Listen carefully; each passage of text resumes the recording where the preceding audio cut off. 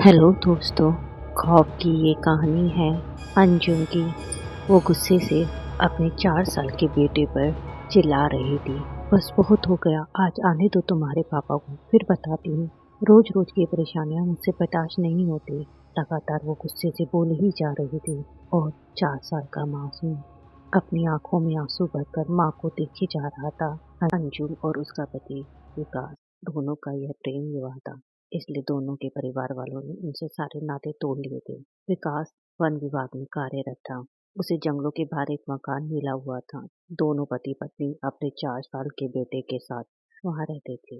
पहले तो दोनों में बहुत ही प्यार था, पर वक्त के साथ साथ जिम्मेदारियां तो बढ़ी, पर विकास की आय में खास फर्क नहीं पड़ा, जिसकी चपेट में उनका प्यार आ गया।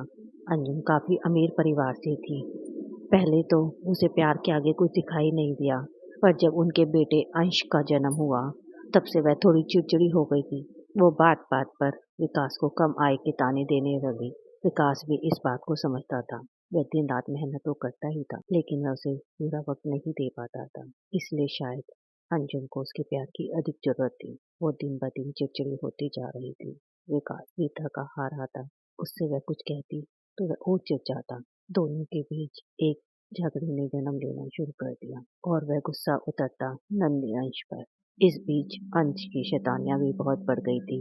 हो भी क्यों ना, अब शैतानियां उसकी उम्र के बच्चे ही करेंगे ना। रात के 8 बजे जैसे ही विकास घर आया, अंजुम अपनी शिकायतों का पिटारा लेकर बैठ गई। वो झल्ला उठा और खींच कर बोला, परेशान हो गया हूँ मैं, कितनी जिम्मेदारियां संभालूं।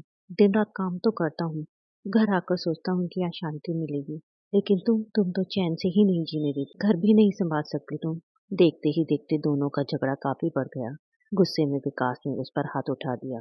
ये पहली बार था जब उसने हाथ उठाया था। आज वो अपने गुस्से को दबा नहीं पाया। अंजुम कुछ मिनट के लिए गाल पर हाथ रखे बैठी रही, फिर झटके से अंश को गोद में उठाया और बाहर निकल गई। उसके घर से शहर जाने के 2 रास्ते थे। एक सड़क जो कि जंगल के करीब होने से उस पर काफी कम गाड़ियां जाती थी। दूसरा उसके घर के पीछे जंगल, जिसके बाद नदी आती थी, जिसे पार कर वो सीधा शहर पहुंचती। उसने गुस्से में जंगल का रास्ता चुना। वो गुस्से से चलती रही। काफी देर चलने के बाद भी उसे नदी नहीं मिली, तो वो परेशान हो गई। उसे समझ आ चुका था कि वह रास्ता भटक चुकी है, फिर भी वो चलती रही। थोड़ी देर बाद जंगल खत्म हो गया और खेत शुरू हो गए। वो खेतों की मेड़ों पर चलती जा रही थी।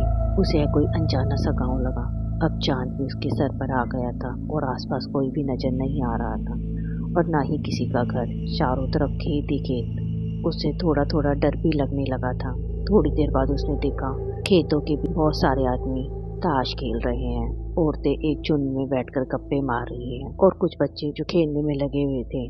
उसे लगा ये सब खेतों की रखवाली के लिए बैठे हैं। इतने सारे लोगों को देखकर उसने चैन की सांस ली। अब उसका डर थोड़ा कम हुआ।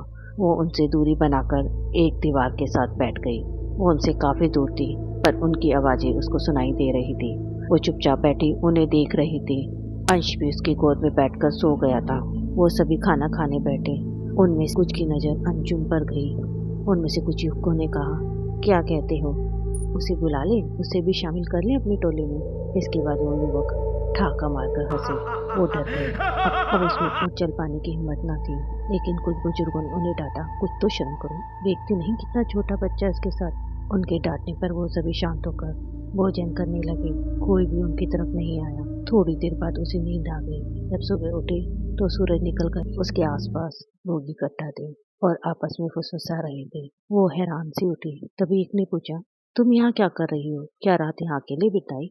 अंजुम ने हाँ में सर हिलाया और कहा, लेकिन यहाँ मैं अकेली नहीं थी, काफी सारे लोग थे जो शायद खेत की रखवाली करने के लिए थे। उसकी बात सुनकर सबके चेहरे पर डर की छाया आ गई। उसे कुछ समझ नहीं आ रहा था। तभी उसकी नजर उस दीवार पर पड़ी जिसके सहारे वो बैठी थी। उस पर लिखा था कब्रिस्तान।